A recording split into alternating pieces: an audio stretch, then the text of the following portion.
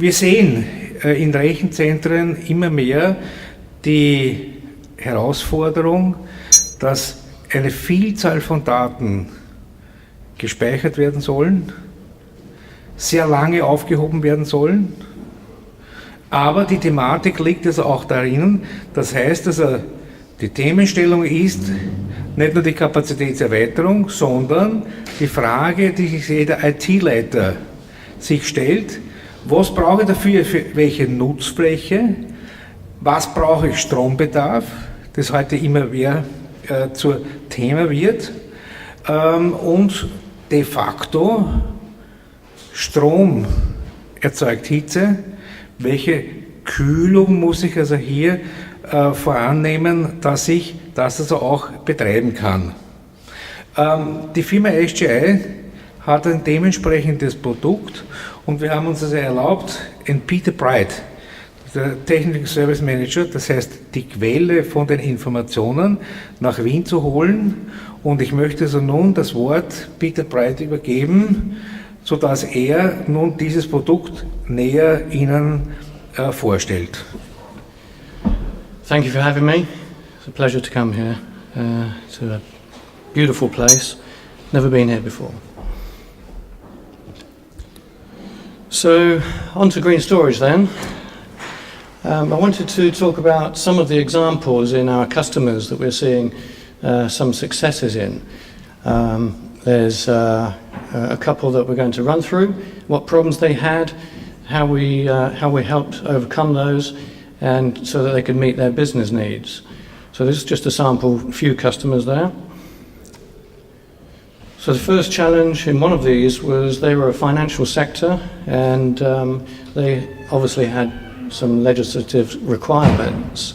First of which is they need to prove to their financial service authority that they can secure customer data. And in this case, it was to back it up, and they're backing it up to tape currently, or before this.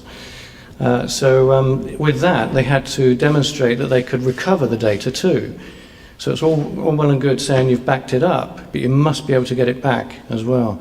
And they had to actually prove that to the authorities to ensure that customer data is secure. And that meant bringing it back fairly quickly too.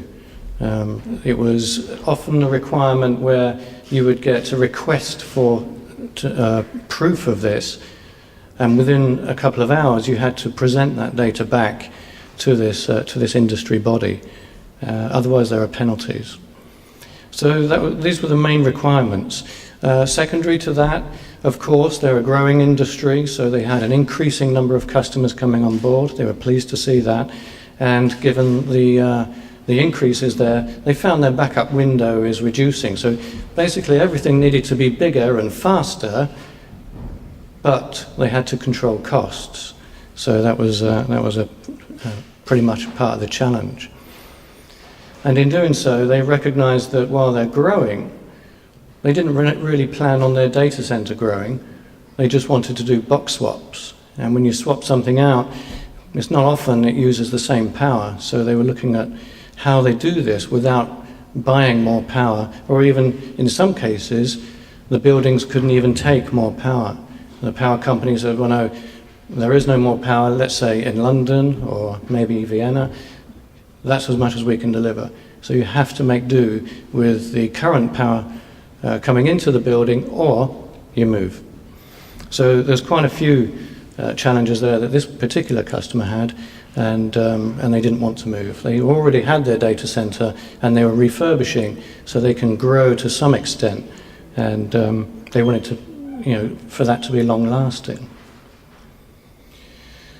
With their previous environment, and this was a backup environment, they found that backup jobs were failing mostly because of media issues, and they had to have a full-time employee coming in at 8 o'clock in the morning, checking this, and then making sure that they can rerun this, which often went on till lunchtime and wasn't really very satisfactory because securing that data wasn't really from the previous business day. It was from that lunchtime. Now, obviously, disk is a more reliable platform, although tape has come a long way, and we still provide tape. Tape has come a long way and is much more robust nowadays, but it doesn't have the scale when you want fast access to retrieve certain amounts of data. So they looked at a disk solution, various disk solutions, and one of which was ours, which does scale and does not require the same power consumption as traditional disk. And we know that because we do those too. So this particular solution was, you will see it outside on the stand, there's some material outside. But this particular platform is a made platform, so a massive array of idle disks. That term was phrased a long time ago, and it was massive array of inexpensive disks, but that seems to have been replaced by idle. So on this particular platform we can cap the power coming on as well. So in here we have 896 disks in a single cabinet. Normally you would need something in the region of, depending on the disk type, something between 14 to 16 kilowatts for that rack. Whereas here we're looking at less than 10 kilowatts on there, because we're not allowing all of the disks to power up at the same time. So like I said, you can cap these between 25 and 50%, and this particular financial customer capped his at 25%. And we'll see some numbers shortly, but what he found was that he was a little worried to begin with, only having access to 25% of his data, but this is 1.5, for him, it was 1.5 petabytes of data, and he felt 25% of concurrent access was probably more than enough. Our reports show it was more like 5 or 6% concurrent access. So he's very happy with 25%. So now he's got an 8 kilowatt rack, or power allocation to that rack, and now the rest of the power can go to the adjacent rack. So he's pleased with that in his data center. Obviously there's reduced heat when you're consuming less power, so there were fewer spinning disks, yeah, it's producing less power as well as less heat as well as consuming less power.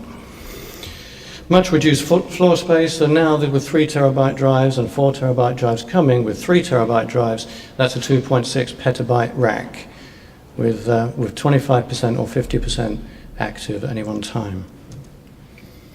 This actually, okay, a lot of people ask a question, and maybe you're dying to ask a question now, is doesn't that wear out the drives if you keep powering them off and powering them on? And it's actually the type of drive we're using, it's designed to do that. So if you look at the drive manufacturer website, there'll be a new number, so we're all familiar with MTBF, how long a drive lasts or expected to last. There's another number, which is the number of power service cycles. So this is, one cycle is a power on and a power off. And that number is around 60,000 cycles, which for this particular customer would mean he would need to keep this system in place for something like 30 years to reach 60,000 cycles on his disks. So that is not an issue. It's designed to do this, and it actually helps extend the drive life. The MTBF extension, for example, is 6-fold. So if a drive manufacturer says in the early days the SATA drive is 600,000 hours MTBF, then we extend that to 4 million hours MTBF. Of course, if other manufacturers say, well, we use drives with 1.5 million hours MTBF, we're only going to make that 6 times as well. So it's still an added advantage.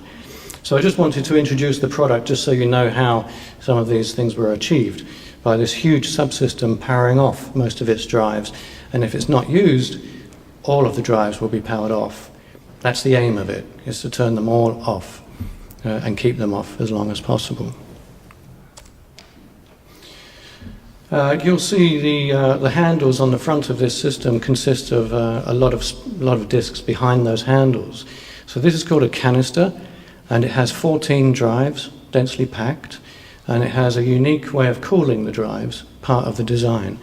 And we ensure that the drives counter-rotate. So if adjacent drives are powered on, the whole system isn't vibrating like one's washing machine might at home and going across the data center floor. So vibration is minimal. Vibration actually harms disks, so it would make sense if we spent a lot of time avoiding vibration, and that's what we've done. So I just wanted to point out what the platform is, what is it inside that makes it look so different, and just to point out that each tray, or we call shelf, has 112 drives. So you have 8 shelves, that's 896 drives in that platform. So how did that help? Well, of course, we can make this look like a tape library. For this customer, we made this, we put a virtual tape library on top. So with a VTL, as you're aware, you can make it look like pretty much any kind of tape library. We just made it look like the same one he already had, and the same drives that he already had, and that means a minimal change to his backup strategy. So he doesn't have to change anything. He was running net backup, and that already knew about these libraries, so he just went out and discovered on his fabric some new tape libraries. With the disk type infrastructure, of course, there's RAID implemented, so that's a reliable and tried and tested reliability strategy for disk. And with the speed of disk, it reduced his backup window. So now he found himself, instead of overrunning backup windows, he would have 1 or 2 hours to spare. And that would allow him the growth that he needed for the next 12, 24, 36 months. There was pretty much no problem solving. I can't say there was no problem solving at all required, but it was much reduced. And that was because he wasn't using tape as his primary repository.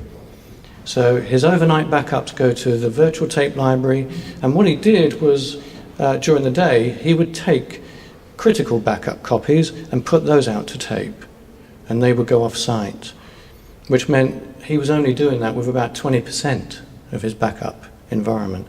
The remainder of his daily backups stay in this platform and then, until he comes to his monthly backups, and then everything is taken off to the made platform and then onto tape.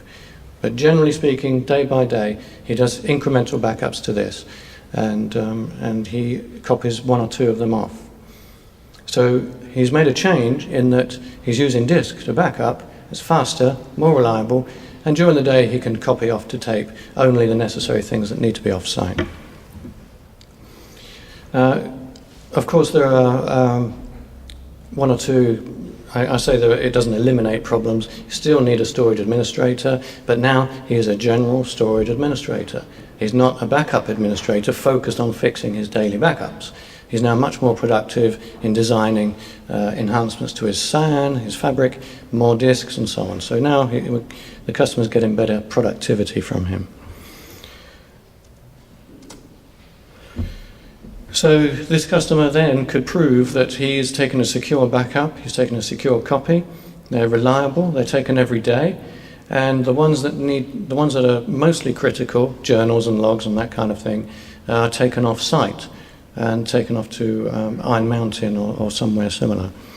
So he could prove that. He could demonstrate that he can recall the data quickly, and that was easily demonstratable. They must demonstrate it every single month with the external body, their external agency. So they can do that with this solution. So that's a tick in the box for them. And all it's consumed is 1 rack space. So it's 1 single system, and he's gone on and bought a second system, for he's now got a second site where he's got another tape library and another one of these made systems. So now he has cross-site backups going on. But again, he's taken, in putting that in, it's a single rack space, and he hasn't had to grow that beyond the individual rack. And like I said, it's 2.5 petabyte potential, which easily satisfies his requirements. And there are significant power and cooling savings. Now, we don't measure the cooling savings, but I can show you where we measure the power savings. This, and I know you can't read this at all, but it's just to demonstrate the kind of reports that we can show. So this is showing, in fact there are two. If I just switch to the second one, if you keep an eye on the green bar down the bottom, that's just to show there's a steady powering on of disks every week, and then there's a very small change as he approaches month end. So he's getting more backups through the system, but a very small increase in the power consumption. So what does this show? Well, this shows each vertical bar is a week's worth of power consumption. The green bar says that the disks actually installed in this system are consuming this much power. And this happens to be something in the region of 20 kilowatt hours per week in the bar chart. In the pie chart, this represents the total power consumption since the system went in. And the green section shows for this actual system, and for these actual disks, this is the power consumption of this system, and that is 1 megawatt hour in 12 months. 1 megawatt hour in 12 months for 448 disks. And I know you can see a lot of orange in there. Now the orange says if you had a traditional disk system with this number of disks and the same configuration, this is the amount of power you would have consumed if those disks were spinning all the time. And in the pie chart, that is 31 megawatt hours. So 31 megawatt hours versus 1 megawatt hour in 12 months. So they can quantify savings like that. And they can easily justify, thankfully, upgrading this system with very small increase in power consumption. So 1 megawatt hour versus 31 megawatt hours was a no-brainer for them. They can facilitate both the cost and the actual power in their data center for this storage. And there are various other reports. There's a daily report, so if you want to see day by day the same report, you can do. On to the second customer, same platform. This time he did not have a requirement for backup, and he did not therefore require a virtual tape library. This one was what you may be hearing nowadays as tiered storage. Hierarchical storage management, tiered storage management, or maybe just virtualization are pretty much all the same thing. So with this particular solution, they were a research organization, and I think you know who they are, it's on the flyer. But they certainly had rapid data growth requirements, which they could see that if they purchased, they already purchased Tier 1 from us. They have 50 terabytes of Tier 1, which in the research space is not particularly large. But they went out and bought some new equipment, and multiple versions of this new equipment, which meant they can quantify how much additional capacity they need for the coming 12 months. And they realize that they neither have the floor space nor the power. Now it's starting to sound familiar. They neither have the floor space nor the power to accommodate the 20-25 times growth that this new equipment demanded that they store on disk. So they asked us this question about how to solve this problem, and it happens to be our customer as well on the compute side. So they have a couple of clusters and one of our UV machines, a big single image large memory system. So what they found was that we needed to gauge how much data they wanted on Tier 1, how much was being ingested, how much was being processed and referenced, and then work out when does that data age. So we produced an analysis for them, and we could then decide where the new storage infrastructures and different tiers need to sit. So we did that. We had a budget in mind, or they had a budget in mind. It wasn't the same as the budget we had in mind, but we had to keep within their constraints. Also, they're expected that their current backup methodology, while they're not backing up to our kit, they still need to back it up, and that would also grow. And the demands for their current backup system would have exceeded the requirements or downtime that they would have been happy with on Tier 1. And finally, they had no disaster recovery copies. So when they came to us saying, can you fix this problem? And by the way, there's a few more problems. It's the few more problems that were the biggest challenges and the highest cost. But we got it in there, and let's take a look at what we could do. So first off, we gave them some dedicated scratch space. We must keep that separate. That's not tiered storage, it's not hierarchical storage management, it is what the compute does to the data once it's ingested. So scratch space, and it doesn't have to be fully featured and fully functioned disk. It can be JBOD, but they chose RAID. But it can be a cheap RAID device, and it needs to perform fairly well because it needs to process that data quickly and then move it off to a more secure tier. Now, when I say process it quickly, it takes something in the region of anything between 6 and 10 days for them to process their data. It's genomics data. It's about introducing cancer cells into the human genome. It's about simulating drugs being injected into or introduced into cancer cells. But you would rather simulate that before you try that on people first off. So, and believe it or not, 6 to 10 days, they say, is quite quick. Well, I guess it is, because how do we know once we introduce that into patients how long that's going to take? So they can do this in 6 to 10 days, but then they must secure the data, so they copy that off to Tier 1. The Tier 1 in this case was a small deployment. Like I said, it was 50 terabytes, and it can be smaller. I don't want you to think, well, 50 terabytes is huge, it's colossal. This is not for me. 50 terabytes was just an entry level for them. They thought they only needed 10 terabytes, but we took a look at their new equipment and said, well, you need 50 terabytes. So they took that, and they're pretty much using it, and they're about to upgrade that again. And then we copy that off to a Tier 2. Now that is the second tier here on this diagram, which is the MAID platform. And this platform, as you know, powers off the disk, but when it comes to time to need it, we automatically power them on, and only the ones that you're using. So that copy and securing the data happens there at disk speeds, and then the Tier 1 can be released. You can remove the data off Tier 1 and reuse it for the next ingest and the next processing. At that time, we're copying it off to Tier 3, so we're securing it now off to tape. And some of their data, not all of it, also needs to be off-site. Now it's a dual site installation anyway, so we copy that off to a second site, a second library in their second site. But ultimately, we're doing that behind the covers. We're doing that because it's policy driven.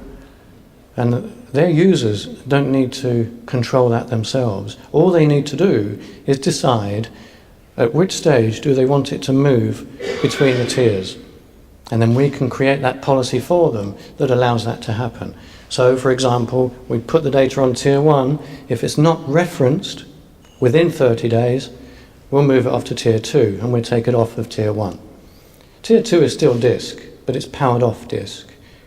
Now, if someone needs to recall that data that's previously been processed, they only see the single mount point. All of the storage assets are seen as a single mount point by their users. So when they say, how much space have I got? It actually says, well, you have 1.5 petabytes, but the Tier 1 is only 50 terabytes. So they recall from Tier 2, and it takes up to 15 seconds before first byte is presented. So, okay, what's the question? How long does it take to spin up your disks? Well, there's a number. And then you have to position, and then you have to present the block to the host. And the host then has to present the meaningful data. Well, I'm talking about that part there. The first byte we present takes 15 seconds from power up to presenting first byte. That's all done by software. That wouldn't be any surprise. It's our software, so we have control of it. And we can tailor it and make it, manipulate it to make it fit customers' requirements. I don't know how I'm doing for time. It took me 3 hours to write. I hope it takes less than 3 hours to say. 13? 13 minutes to go? Okay. Splendid. That suits me fine. So this is an example of how they're using it. So right on the far left is their Tier 1. Tier 1 storage can migrate down to Tier 2 and then ultimately down to Tier 3.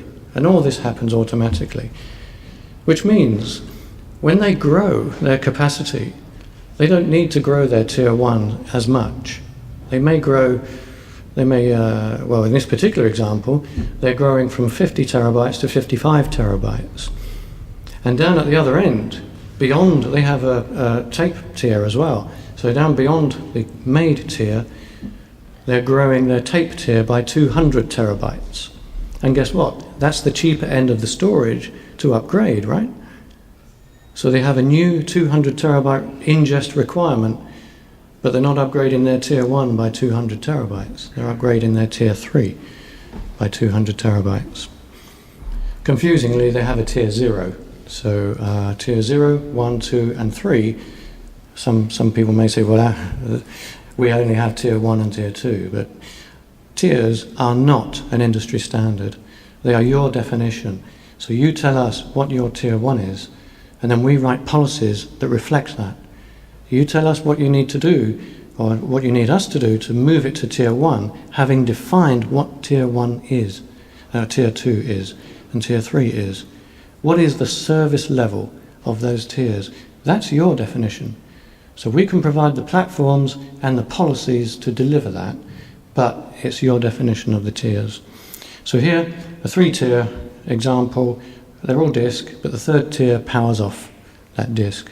This particular example can be between 10 terabytes and 1.5 petabytes on Tier 1. Very fast Tier 1.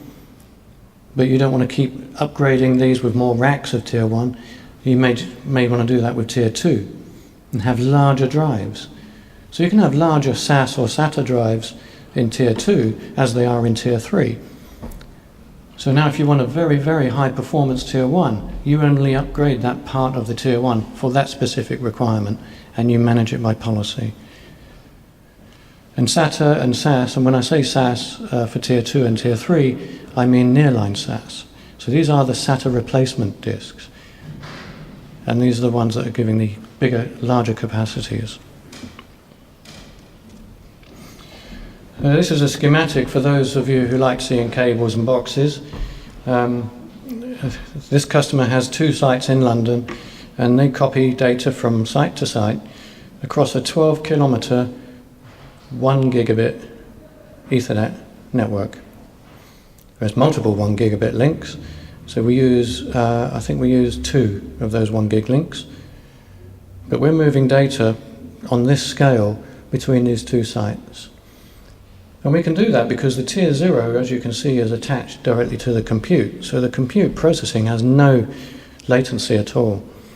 And when it's post-processed, archived if you will, it's then moved down to the Tier 1. And that Tier 1 solution there is the one I'm saying, that's where you control the upgrades.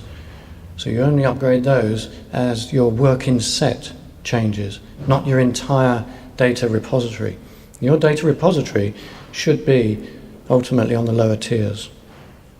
And depending on, like I said, about the SLA, the service level agreement that IT has with their customers, the customer will define how many seconds they're willing to wait to retrieve the data. And what we can do is with the tape is tape, right? So that's going to take you 45 seconds to get to the right place on tape to find the data. On Tier 2, you don't have that. You have the 15-second delay in powering up, then you go directly to the data that you want. And that's presented back straight away. We don't need to recall the entire data set for it to start being using. So we can start presenting back up to Tier 1, and your host will start using that. And we have our own file system that allows that to happen. So if you have a 20 gigabyte file as soon as a megabyte has uploaded, or a kilobyte, your host will start reading it and start processing it. That's what we find they're doing, and by the way, they still back it up, but because we are taking the copies, their backup solution now is only making a record of where the pointers are to the repository on tape. So now, instead of 9 or 10 hour backups, we've already taken the copies, so now their backups are taking 1 or 2 hours, because it's then being able to restore using the tiered storage software. So they have software in place for tiered storage management. They have a backup solution in place that is aware of the tiered storage software, and they collaborate. So it's just a case of pointing to where the data is in the lower tiers. And there's a couple more examples. This is the National Basketball Association, or in the States. This is only a 200 terabyte SAN, and yet they have 12 petabytes of archive. And at any time, those 12 petabytes must be available for recall onto their Tier 1. It's not until Tiger Woods is in the news does his video in the news become important. So it's only then does it come back from tape. Otherwise, there's no sense keeping Tiger Woods on spinning disk all the time. So finally, that's the platform. It's a single rack with anything between 1.4 petabytes usable, right up to 2.5 petabytes, depending on what other pieces of solution needs to go in the rack. Obviously, you sacrifice disk space for compute space or tiered storage processing space. Otherwise, it's a dense storage-only chassis that has 896 disks. So we can get to 100% power reduction on the disks. Obviously, there's some logic still running in the controllers, but it's the disks that consume most of the power and produce most of the heat. So we can turn them all right off if they're not being used. So we don't slow them down, we don't do anything fancy like that, but we do control which drives are switched off.